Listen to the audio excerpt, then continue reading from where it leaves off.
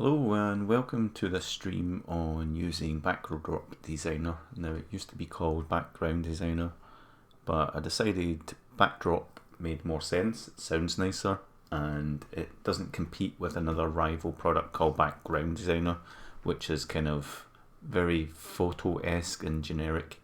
This is much more artistic.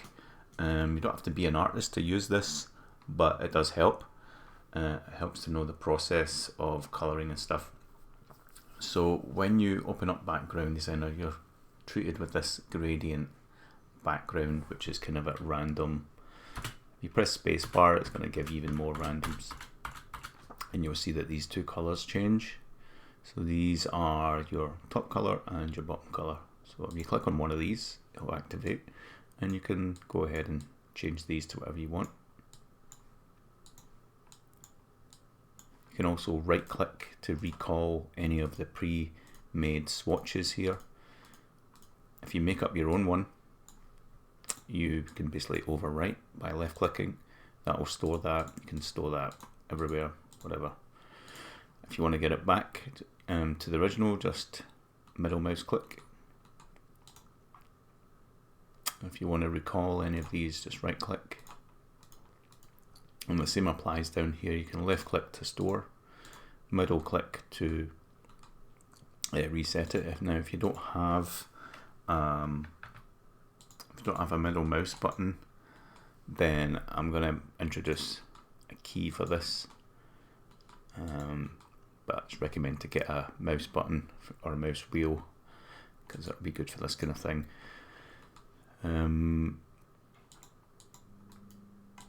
So I'm just going to middle mouse click these to reset them. You can right to recall.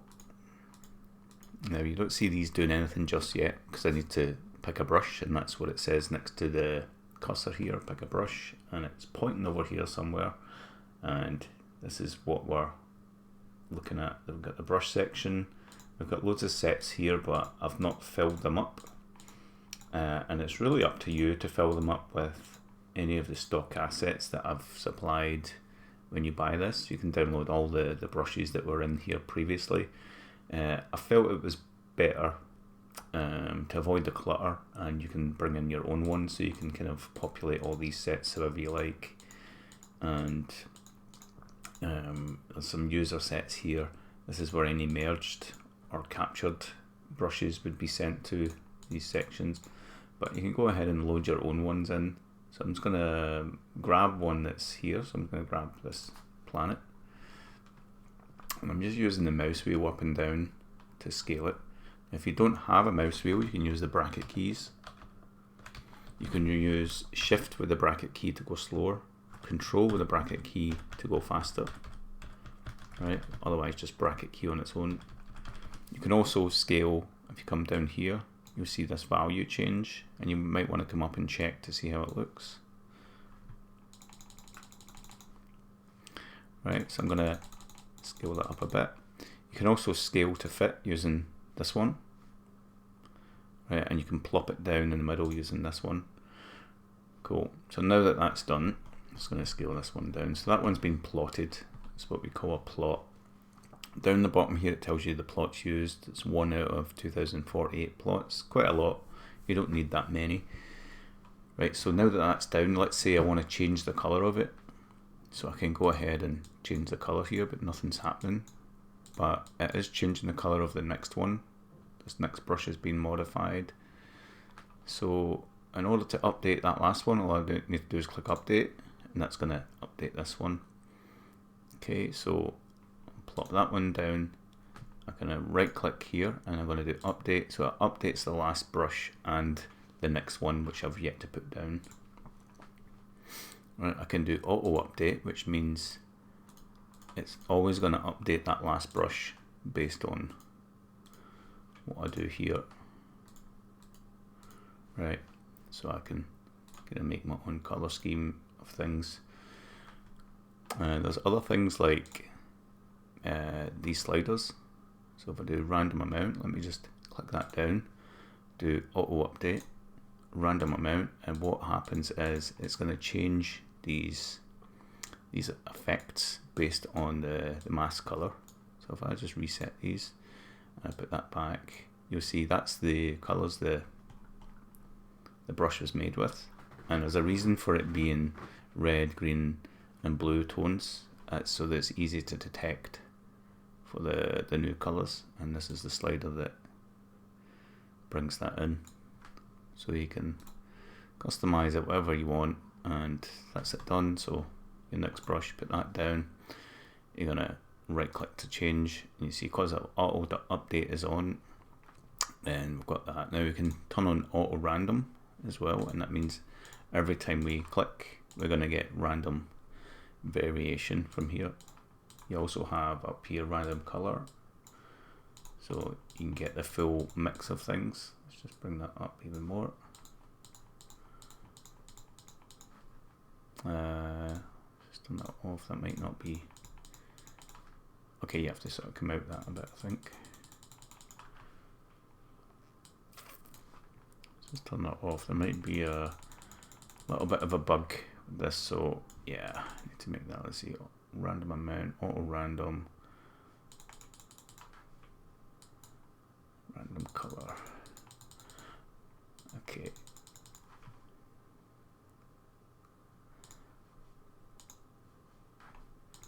It's a new feature, this one, so it might have a few teething problems. There we go, got that, but this one switched itself off. Seems to switch itself off at some point. But there we go.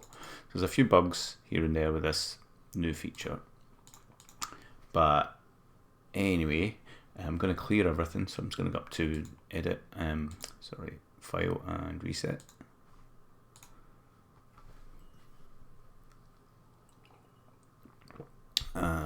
So there's loads of brushes to pick from, and if you want to bring in your own ones, just left click on one of the spaces, find an image that you want to play around with. Like, I'm always trying different things here.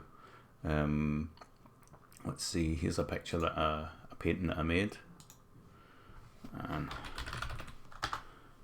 it's oil and canvas. We can see how that looks when we bring it in. Now it's quite a big image, so it will take a while to load. Just going to let that do its thing.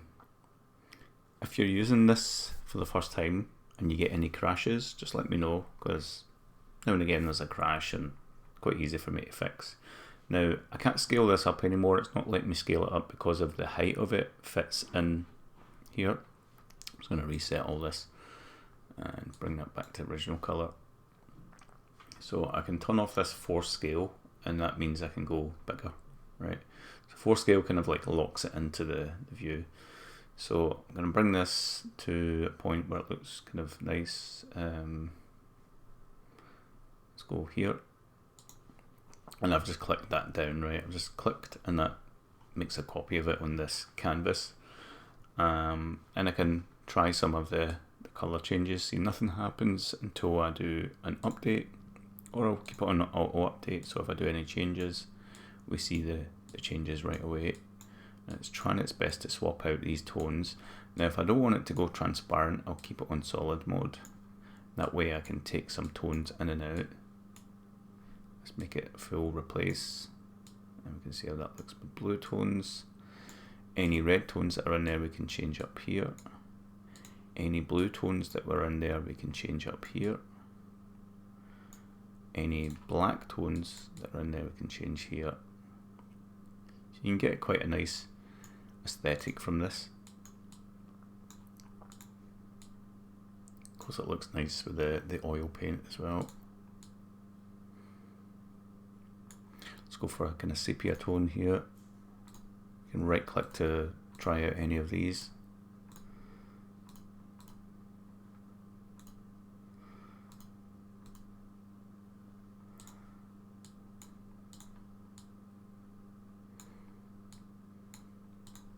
So if you deliberately make brushes with that in mind, these red, green and blue tones, you can really have more control. Now it's a little bit difficult with a painting, but yeah, you can see you can get some qualities from it. So that's that. That's all been stored on this layer 10 here. And layer 10's the default layer because it's kind of nicely in the middle, gives you room to put stuff in front and behind of it. So behind is down the bottom, and in front is up the way. There's 24 layers, 0 to 23. There's 24 brushes per set, and there's 12 sets. So that's quite a lot of brushes. I think it works out about 280 something. 12 times 24 is 288. So a lot of brushes. If you don't like what's in here, you can just right click and remove it. If you don't need any stars, remove it. Now, if you do remove brushes and you try load another file that uses those and it can't find them, it's not going to draw them. Okay, so you have to think about it. If you've got a working file and you want to go back and work on it later, just make sure you keep those brushes there for the duration of you working on that. Now, they will reset if you didn't put anything here and I press F6. It's basically going to reset those because there was nothing to replace them with. But if I do right click and I load something in, let's load, see, here's some trees that I made before. Okay, it's just an image like that. I'm going to turn off that force scale so I can zoom in. Now that tree there was actually made with, like one of the sides of it was made inside Background Designer. Then I've put it on a polygon and drawn it like 3 different angles, and it's made these really low poly trees. So you can see I can easily replace any of the brushes with something else, and I can go ahead and try color these up. Let's do auto update, change these colors, and let's just see what happens here. So I can get different kind of moods from that. So it doesn't just do painting in the traditional sense for that. I mean, you grab something like Photoshop or Krita or Sai or Clip Studio. There's a few free ones out there that you can use, and that will let you kind of paint an object. And it doesn't have to be solid. You can bring in a PNG with transparency. So for example, this tree here, or this gate, let's just call this gate. Bring that in, you can see it's got transparency to it. Right, if it's not at the right angle, don't worry, there's a 3D distort mode. You click on that, it comes up with this kind of checkerboard. It's just a calibration so that you can kind of figure out the kind of tilt that you want. You can flip that round and things as well. But you can then click on the object you want to manipulate and try a few things with that. I'm just going to rotate it as well here. Kind of get the angle that you want, and then you can zoom out, think about what it's going to look like. At the end of the day, it's just going to capture this temporarily as a new brush, and I just want to turn that brush off, plop that down, oops, wrong layer, click there, and then re-grab it. I'm just going to call it distort gate. Okay, it's replaced the colors automatically, so I'll just bring them back like that, and just undo that plot, bring back the other one, and now I can place this kind of in the scene sort of thing. But it's easy enough to make up your own assets this way, and I'm just going to plop that down, do my auto update, make sure I come to new colors, and I can start to mess around to see what colors look good. And I'm just going to swap up the reds. Okay, that's that one. Let's also make that kind of red.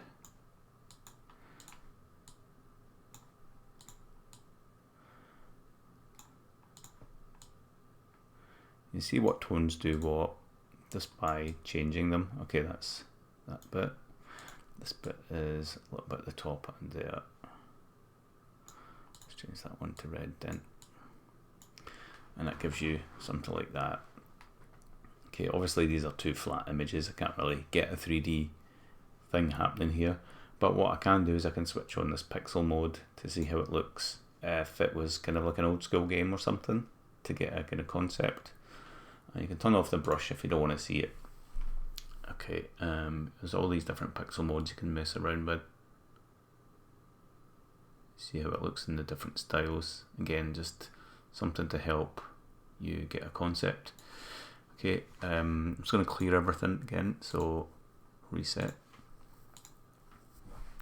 What else can I show you? So all of this is to do with the brush. That's weird. Why is that happening? Okay, there's a bug with that. It keeps lightening up, and I know what it is, so I'll fix that soon. Okay, so there's other things here. You can see a little preview of your current brush. If you're rotating it, what's going to look like. I'm just going to turn the brush back on. You can see how that's going to look there. The scale, if you want to plop it down, if you want it to go maximum size, you can do the force scale on to make sure it sticks to a reasonable scale. Everything tells you what it does up here. It will tell you some information. So if you hover over any of these, they should give you some information. If they don't, then I still have to update that. Let me just clear these. And let's just turn that off. Yeah. Okay. And choose a different brush. So there is some trees that I've been loading in here. Got tree trunks. Let's just bring in one of those trees that I made earlier. So I've got the custom brushes that it captures. They all get stored here. So when you first open the software, it asks you where to store these. So they'll get stored here, and I've just made another folder in here just in case there's any I want to keep, so I could like always keep that one for later. Right, come back in here, and I want to open this tree. Right, and I'll just reset these settings. This gives me a new tree. So let's say I want to make this tree into a pixel art tree to use in a that kind of game. So I'm just going to do that. I'll turn off the background. So I'll do ignore background. That basically turns the background black. I want to put this dither range all the way down just so it's easy for me to select that. And I'm going to change this to auto update and mess around with the color.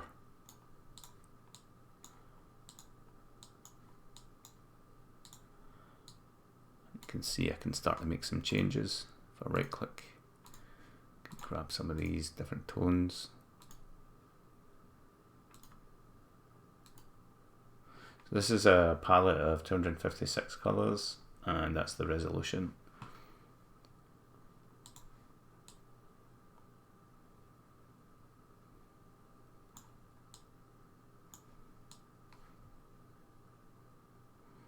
There's a few other features that I'm working on to help with the design process, but mostly it's quite good.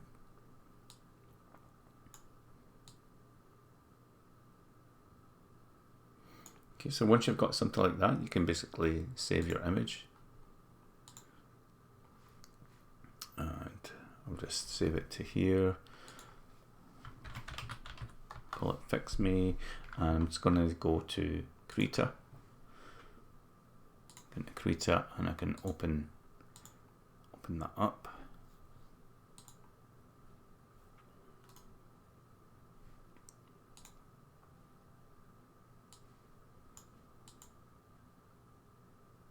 There's the Fix Me one, and all I want to do is just remove the background.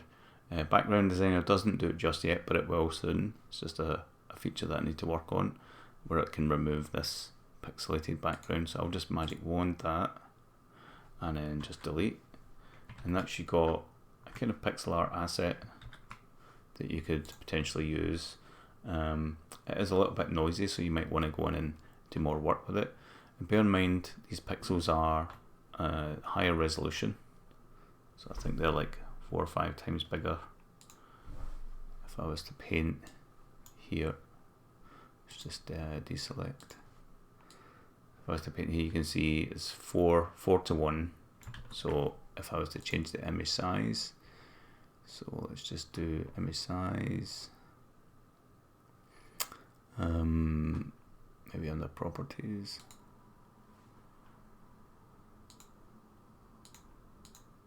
I've not really used Krita very much, but because it's free, then I thought I'd show you that. But there should be a way to change the image size, and I think that's the one. And you want to go like percent, 25%, and then change this to nearest neighbor, and then you say OK. That will now move it all the way down here. Why has it done that?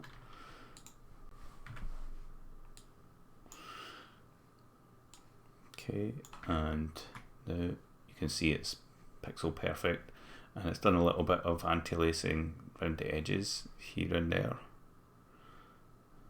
but that's fine. And that could be your asset. Now it's quite easy to make a tree like this. I'll show you the process I used, and it was completely made in Background Designer, or Backdrop Designer. So I'm going to go ahead and reset everything again. And what I've got is, let's just go back to normal mode. Let's bring back the background. So that was just I that I pressed to toggle that. So there is these branches and tree bases, and what I recommend you doing is just like working on the branch and trunk and the sort of the base of the tree first, not the leaves themselves, and keep it all in the original color, right? And just start working on your tree base. So you can bring in a couple of bases if you want to make it look a bit unique. You can flip horizontally, pressing X. You can also come up here and press X, right, if you want this to look a bit more interesting, like that. And you can either grab one of the big branches or use some of the trunks. So I'm going to go for a big branch because I want this to be quite wavy. I'm going to rotate it a bit. And I could go the layer below this to make sure it kind of merges a bit better. Something like that. And let's go for a big branch here, scale it, flip it. Let's go a layer below that one.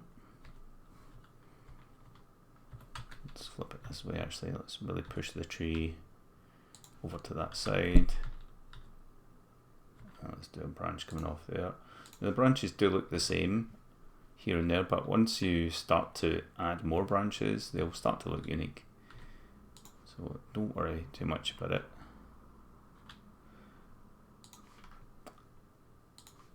And it might seem like a long process, but trying to make your own tree pixel by pixel is even longer, and trying to make it look good. So I'm just going to put all these branches in. I've got these big branches.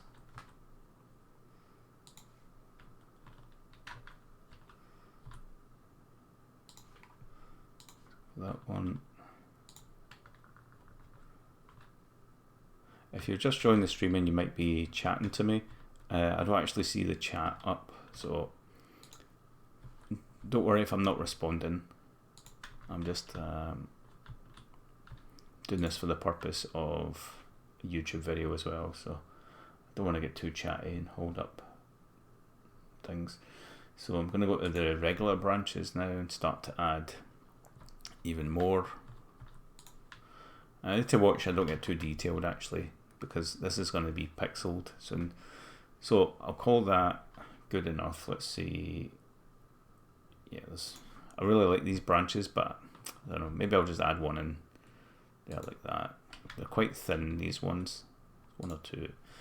Right, so that's going to be my tree base, and what I want to do now is just capture it. So it's going to capture everything it sees except the background. It's going to ignore the background. I just want to capture that like this, and I'll call this tree base new, and it saves it under the user section.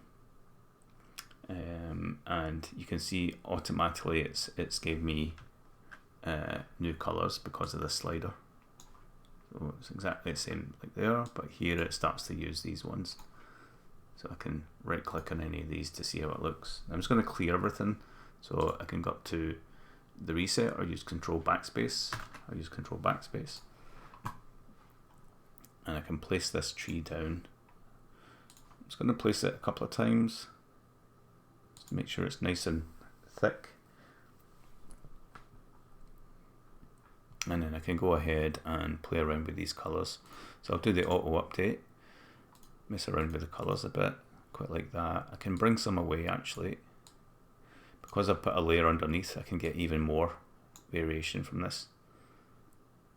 That's going to be my tree base. And I need some leaves and things to go on top, so let's see what I've got. Don't have much here. I've got some little cherry flower things here. I could use those, or I could just go ahead and load something. So I have supplied you guys with a whole bunch of stock assets. If you go into here, you get loads of things that you can use. So I'm going to go for I'm just going to go for this Ghibli grass one. It looks ideal for what I need. I'm going to call this leafy, and let's just reset these tones. In fact, I did that wrong. I should have so because it's on the auto update, actually it went and affected that last one. So I'm going to do update and turn the auto update off, so that's now updated just that last stroke. Okay, and now I'm going to make some leaves. So I'll reset these, and I'm going to work in a different layer. I'm working layer 10 for a different reason. So I'm going to place these down. You can see it's on auto random. It keeps switching itself on. It's a bug. Come on. There we go. Right, and I'm just going to plop some of these down. Let's just change the colors up a bit. You can also do random flip X and random scale, just so that we get even more variation from that. Tiny bit of rotation. And a little bit of color range maybe.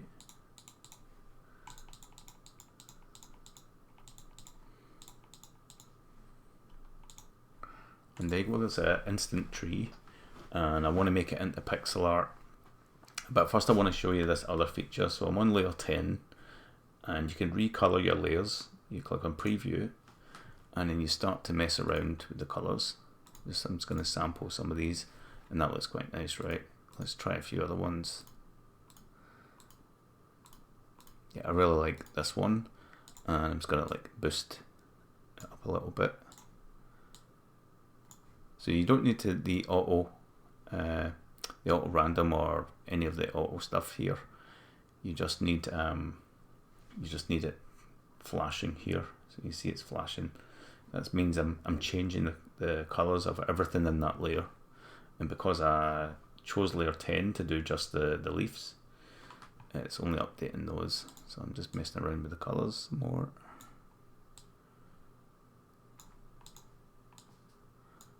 There's not much yellow in there, but that's going to do that. And then I'm just going to click bake, which means it's kind of committed those colors to that layer. And now I just want to make it into pixel art. So I'm just going to right click so that both colors are the same here. So if you've got two colors and you right click one of them, the other one will get it. Right, so it's making neutral toned, I can see. And I'm going to bring it onto the pixel mode. Let's see, I quite like the 256 320. Quite like this one, and I can play around with like dither ranges and pixel blends and all this stuff as well. Right, I can play around with those, and that looks pretty good. Now I might want it to be even bigger, so I'm going to bring it off pixel mode. I'm going to grab this tree. I'm going to call this new tree red. Switch this back to original color, and we've got this. We can also like go a little bit more into a different color if you want. Okay, and that's tinting the whole thing now. So I'm just going to do control backspace to clear everything. Make this brush quite big, or in fact quite small. I want the pixels to look chunkier, so I'm making it smaller. Right, I need to reset a few things here. Go, and I want to jump onto pixel mode. 256 by 320, and we get something like that. And we can play around with the dither blend and the dither image. You can see it's also changing the background. So I'll just do ignore background, but there's still a little bit of weirdness in there, so it's something that I'll be working on. But just now I'll just make it no dither range, especially something as small as that. You can play around with the blend modes as well. It's just really small variations of those. So now I've got that, I can do save the image. So I'll do export image, and I'm going to go back to custom brushes, processed. I'll call this pixel tree. Now I go into something like Krita and find the file.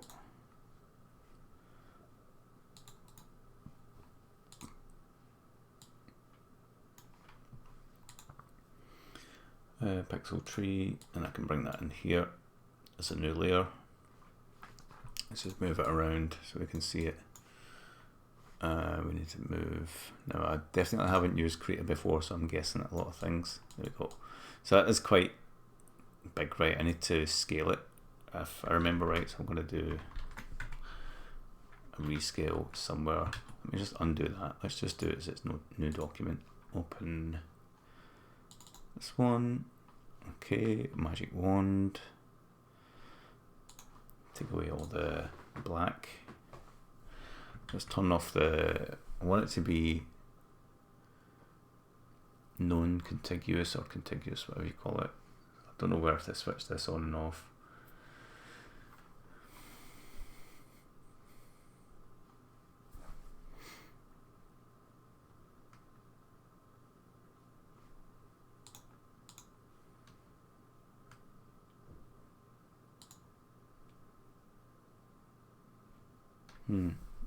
Never actually used this before. But if I just start selecting, I'll do additive. Okay, that looks good. Let's just delete. So that's us got another tree, and let me just do deselect.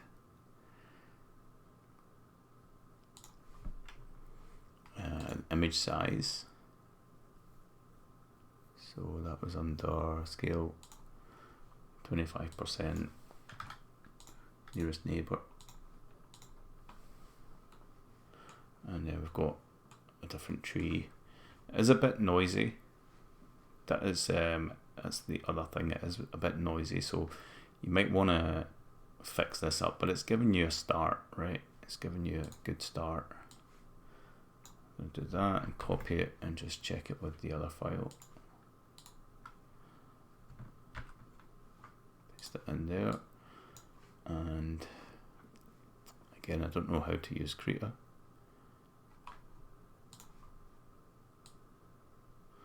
So we got a big tree and a little tree, right? And I think they look pretty cool. You can always like color pick and do some extra work in here. Just change this to a different mode, maybe like a pen. Again, I'm just guessing everything here. I've never actually used this before. I'd normally use Photoshop, but I'm just showing you a free alternative, and it's just a case of getting used to all that. But it looks great. It's got loads of nice brushes, and you can go ahead and make your own brushes in here. It's kind of what the point of me showing you this was. So if you did want to make your own asset, I'm just going to do new. I'd recommend 800 by 800 pixels is a good size. It doesn't take up too much texture memory, and it won't slow down the software so much if you've got loads of these. Now you do maybe want to have a graphics tablet for this kind of thing, but you know, let's go ahead and I'll make a kind of funky tree. Right, and I just color it in. So what I like to do is I like to colour in black first. So you paint with solid black in a transparent layer. And then we're going to alpha lock it so that we don't paint outside of the shape. So getting that shape right is kind of the first thing. Just been a bit sloppy with this.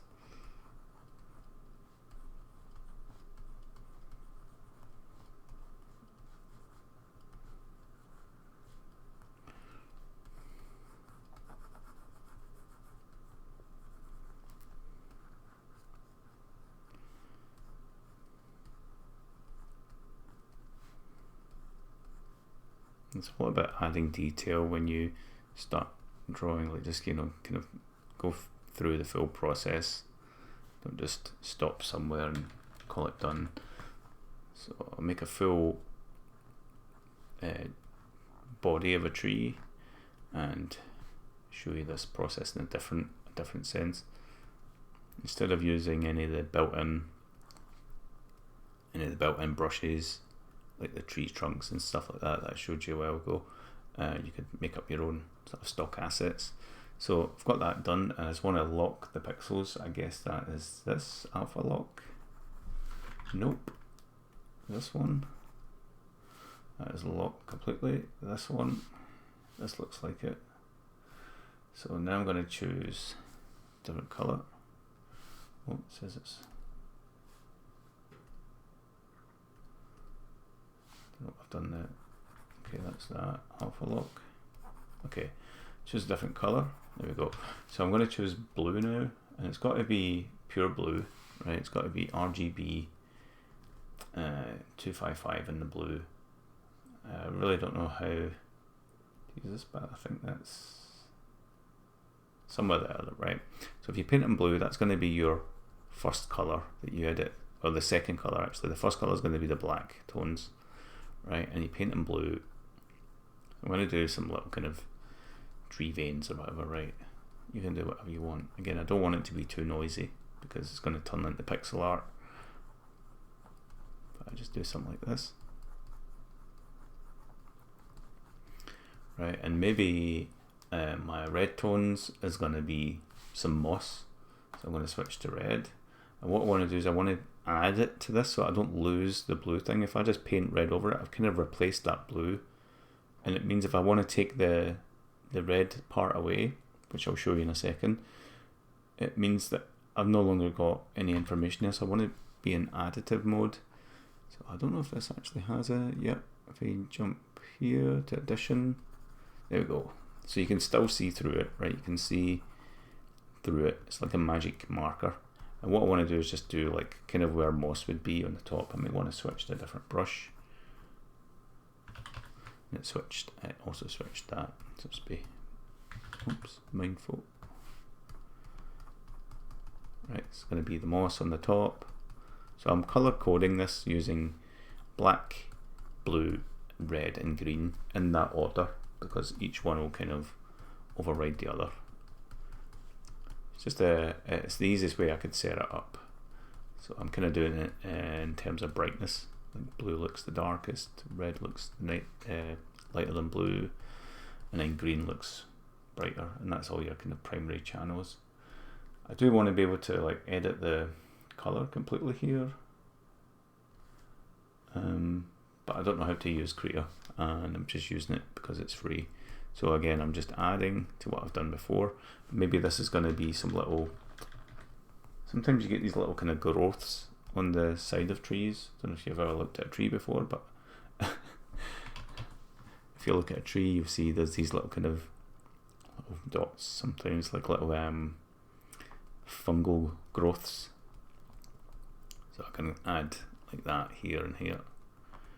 And because I'm working in additive mode, you can see it's like green when I'm on black, but when I'm on red it kind of turns yellowish. When I'm on red and blue it turns whitish. It's all adding together, right?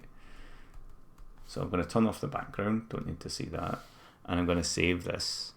So I'll do save as a PNG.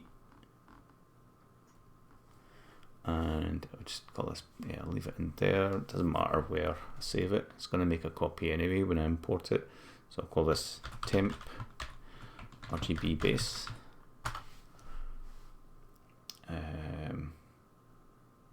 Sure, whatever. It should be fine. Okay, that. Right, so I used the tablet to make that, and that's that's the difference. If you're an artist, you can come in and make your own assets, right? I'm going to jump back into Backdrop Designer here and load in. There we go, there it's there. And I'll call this our new tree base. I'll just do K for create that. And there we go. Now I'm going to switch this all back to normal mode. Let's just control backspace to clear everything. Let's bring back the background. And I'm going to place this down at layer 10. You can see it looks terrible, right? There's no way a tree looks like that. So what I want to do is just click on the update. Nothing happens because this original slider, if you notice down the bottom right here, notice what's changing. You notice that when I slide to the right, it starts to adopt the new colors. But we want to see that here, right? I want to, this auto random keeps going on. I want to do auto update. That means if I change it here, it actually affects the last brush, right? Or I can just click update itself and go there, click update, change the colors, click update. So the point is, I can basically customize this tree based on these new colors. I can make the black become white. I can make the blue tones that I made become blue or red. I can make the red tones that I painted in, not the red tones you see here, the ones I painted in the original, right? So you can see it's kind of at the top. I can change that to dark green. And then the yellow part here, the green tones that I have in the original, which is the little dots, I can change them to black. So I'll get full customization of this tree, 4 colors of it, and do whatever I want. Now I can press tab to get random colors as well.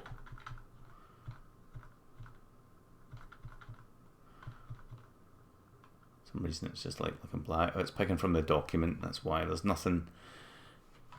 It's actually that, right? It picks from the document when you press tab. This is another thing that I need to make some switches for, because anything that's confusing needs more work, and that's one of them. So let's say I quite like this, right? I can then go ahead and sort of paint even more stuff on that one. Let's say I want to take the black tones away. You see that I need to go away, auto random. So turn that off. Let's do update. I'm going to do that, take it away, and I can paint in some more stuff. Just rotating the same brush really. I've just taken some of the opacity away. So that's another thing that I was talking about. Let me just clear that again so I can show you. So if I reset everything, go back to the original colors, I'm going to plop that down there, right? So you can see how everything looks. And then I'm going to go to new color and plop that down there. I'll do auto update, and I want to show you what happens when I take black away. It becomes transparent, right? Now that's to do with this slider, clear mode and solid mode. If you're in solid mode and you take these away, they don't become transparent, they just get kind of removed. So you can see you can really customize the tree, and that's what I was talking about in Krita, that you have to use that additive painting so that you get these colors coming through. Because otherwise they're going to replace each other, kind of drawn over. So additive is important, right? So that they all still have an effect.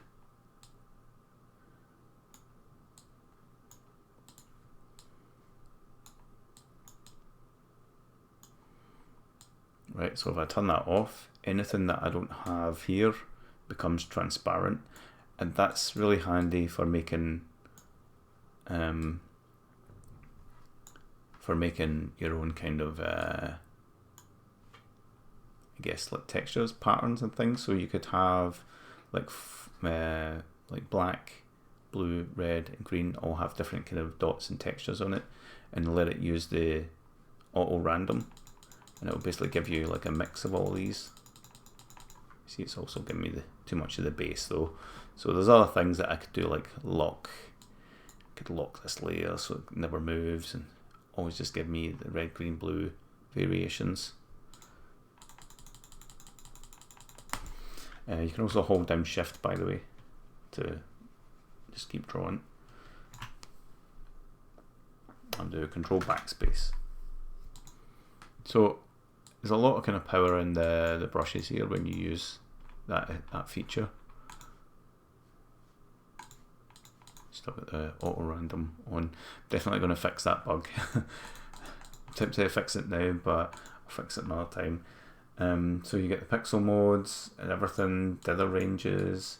We've got all these other features that you can basically click everything and see what happens. There's a bit of a cool thing I've been working on called the scroller mode. Okay, so scroller mode basically gives you the ability to scroll. Let's just show you. Best way to do it is to show you. Let's reset, go away. Why that is just being a pain. Definitely a bug in my code. Right, so I'm gonna plop some fake ground down here. Let's just say that's my earthy ground. I'm actually gonna do a preview and take away those. Let's keep it in solid mode, and okay, there's my ground. Let's get a nice sky in. Okay, so that's going to be kind of like the main ground. In fact, let's just bake that, right? Let's cut that layer out and put it into layer 1. So that's kind of sent it further back, if you like. Let's just cut that again and put it layer 4, and let's go to layer 1, and I want to make some like far away mountains. So I'm going to load in one I made earlier under my stock images. Oops.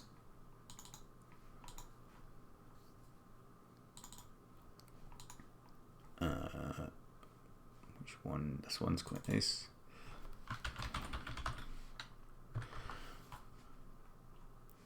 And I'm gonna make it get new colors. Still got the auto update on.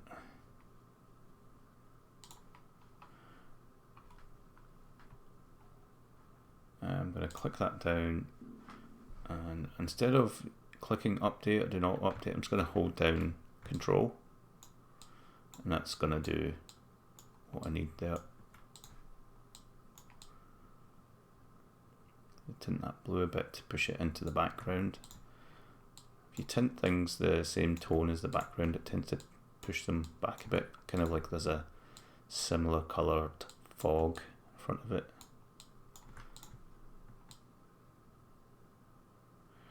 Right, so that's going to be down at layer 1, and I guess what I could do is just show you it now. So I'll do scroller mode, and you can see things start to move. I'm going to turn off scroll layer only so that we get everything moving, and if you mouse wheel up and down over the scroller mode, it actually increases or decreases the speed. It's just a nice way of previewing a parallax effect. It also turns on the wrap mode, which you can see here. Right, so it's important to have that on for this feature to work. Otherwise, it's just gonna like jump about like that. Doesn't know what it's doing. Right, so I'll switch that on, and I'm just gonna turn it off for now and put some trees in. Let's see. So let's go to this my red maple tree. I want to make it attached to the ground here, so I'll just work in the same layer. I'm going to put that to original colours and put it down on one of these little hills. And maybe I want one in the background, so I'll just go in front of here. Let's make them smaller because they're further away. So click a couple down like that.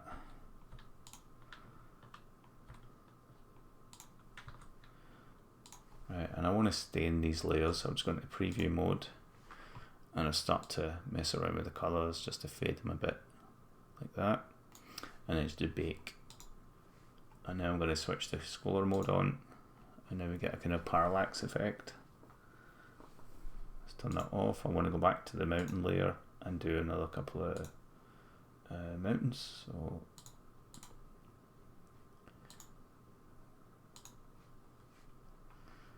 here. I'm just going to hide this front layer just so I can see what's going on. Let's bring this to the new colors. Back to that layer. So I'm going to put in some extra mountains to fill the gaps. Yeah, and then click that on, and then just check it.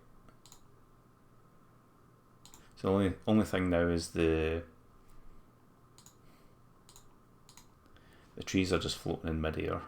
There's nothing on top of them, so I need to draw something in there. So I'll click on, let's see, just put them on the moon, why not?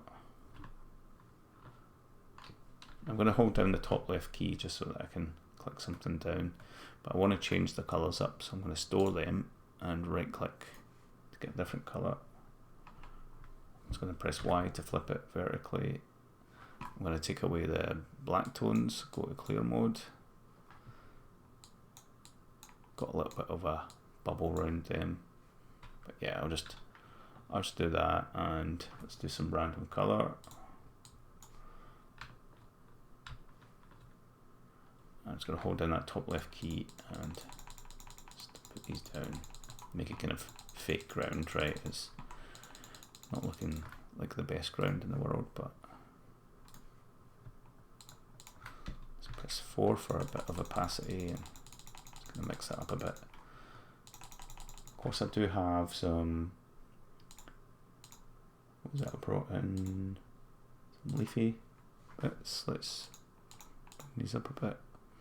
And yeah, I'll just dot in some leaves here. Let's do a bit more color range.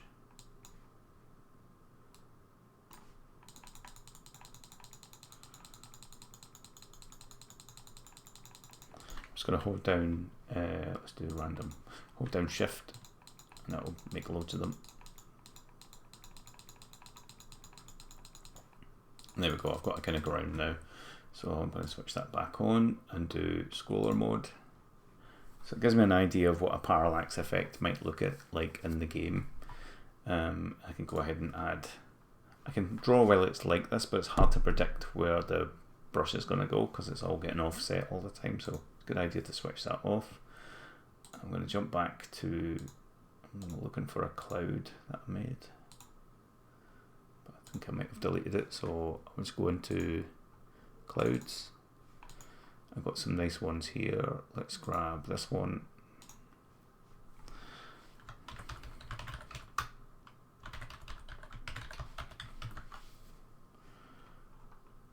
I'm just going to turn, yeah, I'll keep the force scale on. I don't want it to be too big. I'm just going to right click to get different tones. Let's just reset all that. And let's actually make these a bit more bluey.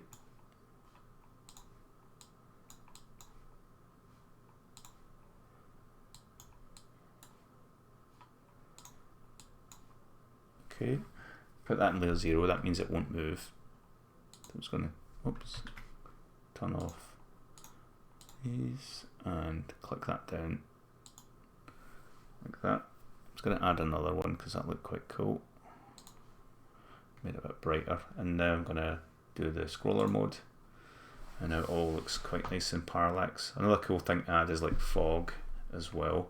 So if I want to add fog in front of these mountains, I'll just go ahead and just turn off the scroller. Let's go ahead and use the same brush. I'm just going to move quite low down so that I don't see this sun. I'll just start clicking in a few times. And that is going to be my fog. Now if I only want the fog to move, I can click on scroll layer only, but because they're all in this with the background, if I have scroller mode, that means the mountains are going to move as well. Now it does look a bit trippy.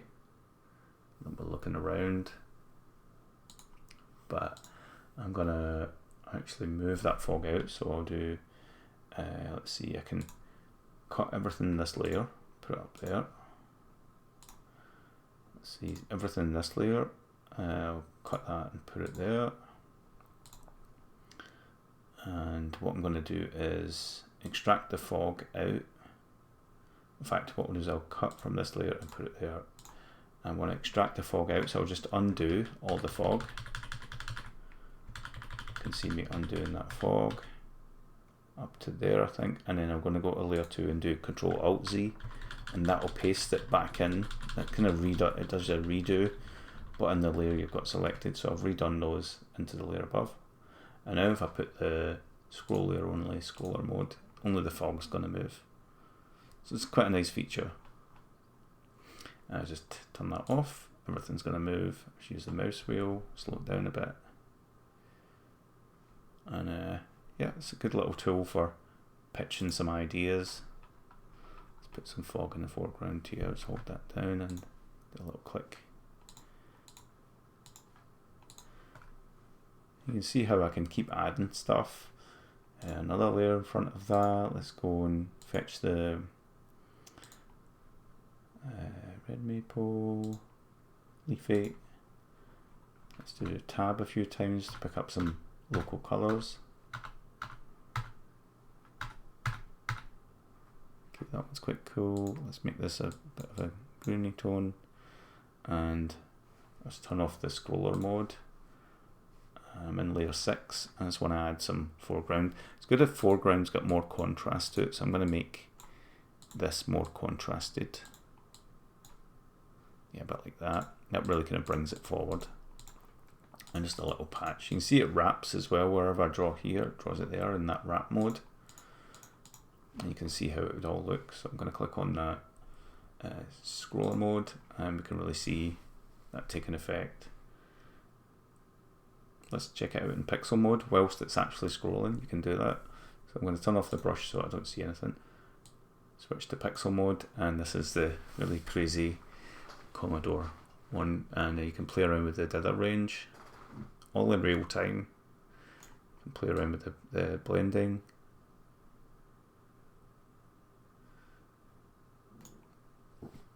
Quite like this last blending. So these just do some sort of internal mixing to get you a better result. This one's really noisy. So switch to either you can do another dither image. See how it all looks. Quite like the diagonal one there, but it's still pretty noisy. I'm going to switch to a different pixel mode. This one's a bit more stable. Play around with the dither image.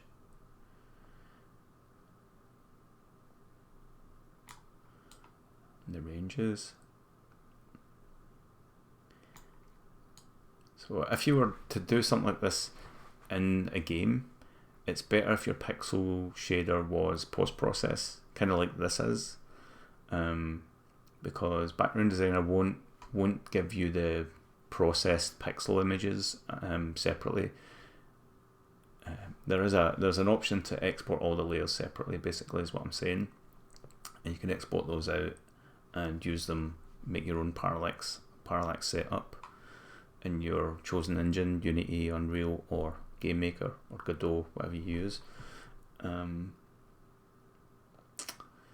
But it won't give you the processed pixels. It's all done in post-process. But I have been working on shaders inside Unity that do pretty much the same thing, so that side's sorted. I've been doing a little bit in Unreal Engine as well. Not quite as good. Unreal seems to do a lot of weird filtering in the background. I can't seem to switch off. Right, let's just check these out. It's my favourite palette.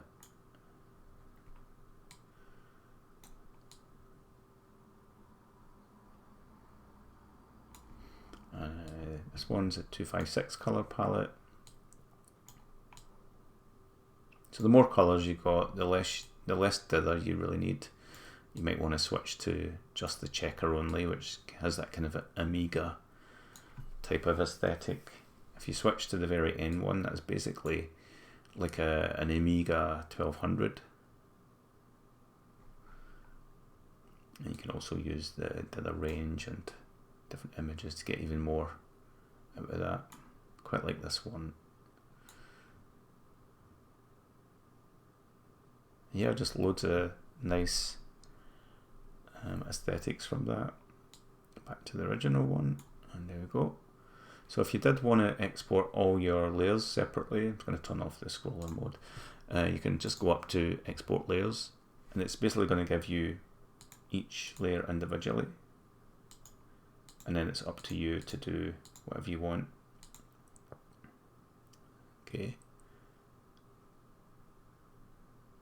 And then wrap mode, even though like in the preview you don't see the other side here, that's just an optimization thing, but you actually see it here, so that it actually tiles, and it will export that way as well. So I'll just show you, for example, either I can rename them or I'll just leave them like this. I'll just leave them like that. It's easy to work out how they're organized. Then it's going to go up to export layers. Oh, another thing you can do is you can switch it up to 2 times or 3 times resolution. I'll just leave it on the HD resolution.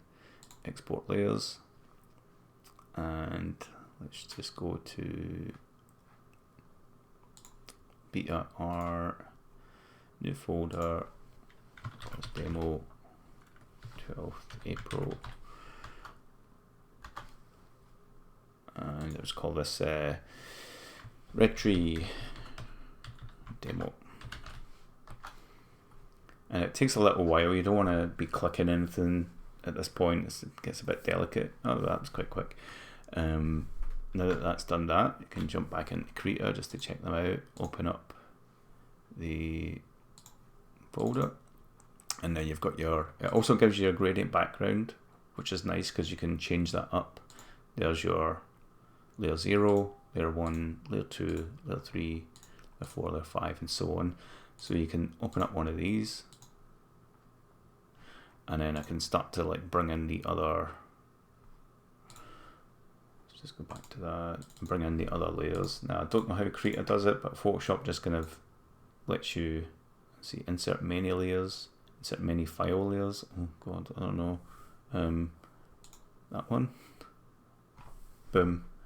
So it's pretty much done it all for you there. So that's all set up. You can see it wraps. You can come in and change anything. We can probably hue shift the sky just for fun. Let's see, edit. God, I have no idea how to do this. Some sort of adjustment layer. Adjust hue saturation. That was a good guess. So now we can play around with the hue of the sky. And wow, that looks quite nice as well. See how it all looks. Imagine you had a kind of seasonal sky or pretend day-night system or something. You know, it can make it become nighttime. That can be the moon, whatever. So you can do that. You can switch to your tree. Let's see, what one was the sun? This one. Okay, and then go back in here. Just hue saturation. Mess around with the color of that.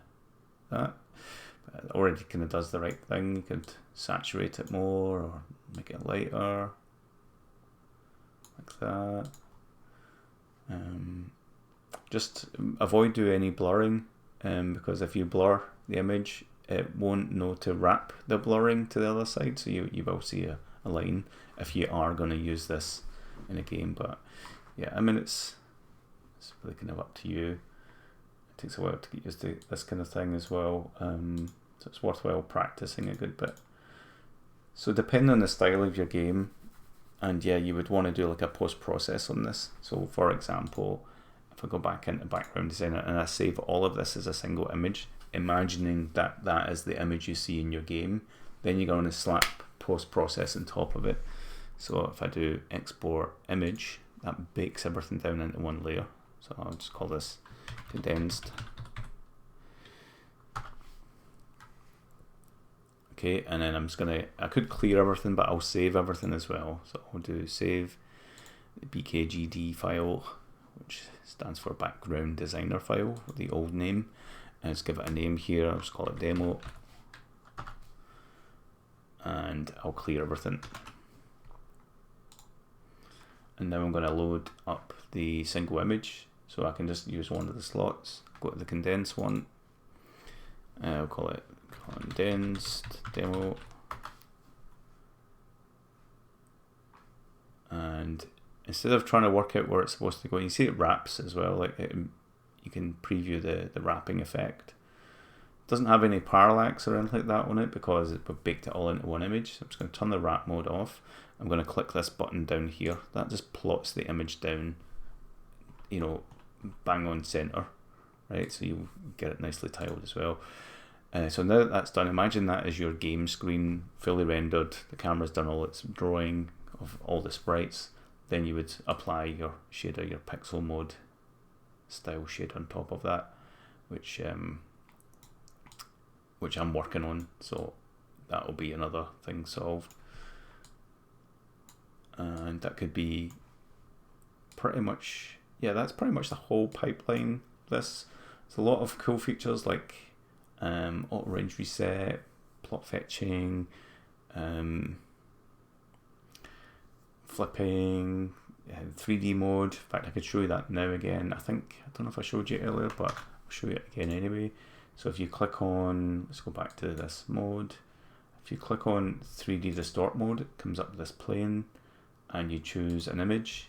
You can now distort that plane and treat it like the ground or something. It's quite good for working out a ground plane. You can flip it vertically, horizontally, whatever, rotate it round. And kind of like build up some like 3D planes. It's not going to be fully 3D functional because that would be a whole lot of work. This is a 2D tool with just a 3D distorter here for a single image, just in case you wanted to do something like that. It will distort things with alpha as well, so you can still use it that way if you want a little bit of distortion on things. And so kind of once you've got that angle that you want, and the rotation, pretty good for reflection actually. If you were to use that as a kind of reflective surface, you can almost see how that would look there. But what you want to do is you want to sort of get it so you've got the area you want to see in view. So if I do that, let's see what I want. Maybe not so much field of view, zoom out a bit more tilt. Okay, and then I'm going to basically capture what I see, right? It's going to ignore these corners. So I'll just click capture 3D.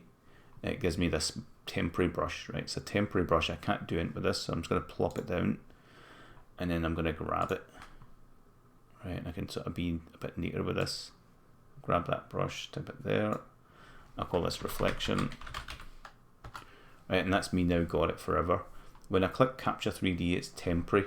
I need to do something with it. I'll put it down, then recapture it, right? It's just the rules, right? It's just the way that I've programmed this. I don't intend in bending over backwards with that one. So now that that's done, I can clear everything. Go back to original color.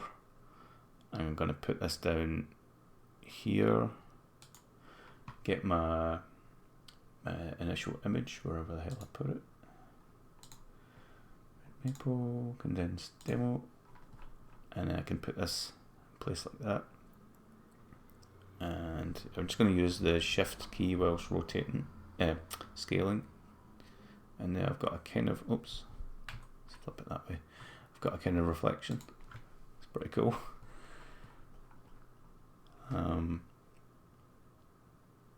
Yeah, and then I can recapture that, like so. I'll call this new picture. Clear everything, and I'll get a completely unique painting that I could hang on the wall. Let's bring it back to halfway between the new color file. Let's just plop that down, switch to auto update, and play around with these values. Let's bring it halfway and then just right click and see what some of these do. So we're getting half of the new colors, but keeping some of the original, so you can kind of go somewhere in between.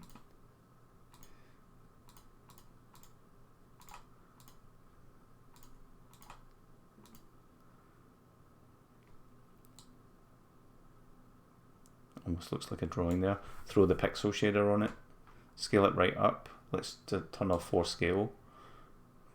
Put that right up like there. Boom, throw the pixel shader on. Let's go all the way to, in fact, let's just go to this third one. Change the dither image to the diagonal one. Let's change the range. And we've got something that looks like a kind of pixelated pencil drawing. It's nuts what you can do with this now. It's been 4 months development, and I'm really happy that it's turned out this way. I've learnt a lot of things about Game Maker. I've learnt how to avoid a lot of memory issues and leaks and things, and this is like super stable. I've been stress testing the crap out of it, and it's all good now.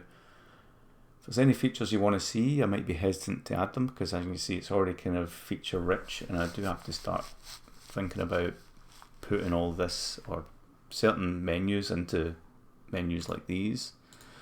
There's some information up here if you want to click on these. There's some extra features like flip all horizontally, randomize all your coloring, which would only work if understood how, but I forget how.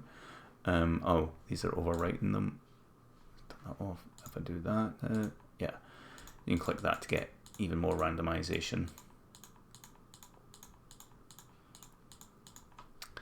But yeah, it's very nice. It's very nice.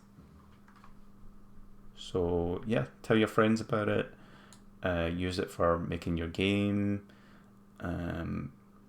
There will be things that I know that I need to fix that I will fix eventually. It's only been 4 months development. It's in beta. It's on itch for like $5. If you pay that money, I'll feel happy because money makes me happy, and I'll feel like this is actually worthwhile. People are buying it because they think it's worth it. And it used to be free away at the start, then it was only $1. A lot of people bought it when it was $1. Now it's $5. No one's buying it. It's only $5, guys. So I'm not begging or anything. I'm just like busking away in the street here, and loads of people are walking by thinking, good for you. But if you're going to use it, at least support me. I don't have much else to show you here. There's a few other effects that I'll leave for you to experiment with. Definitely try and click on different things, work out what's happening, and hover over it. It will tend to tell you some information just up here. And I'm going to call it a day here. Hope you enjoy watching this video. I'll do a little time lapse of it and I'll link you guys back to this. I hope you enjoyed the stream. If you've jumped onto the stream side of it, but this is now going to go on YouTube.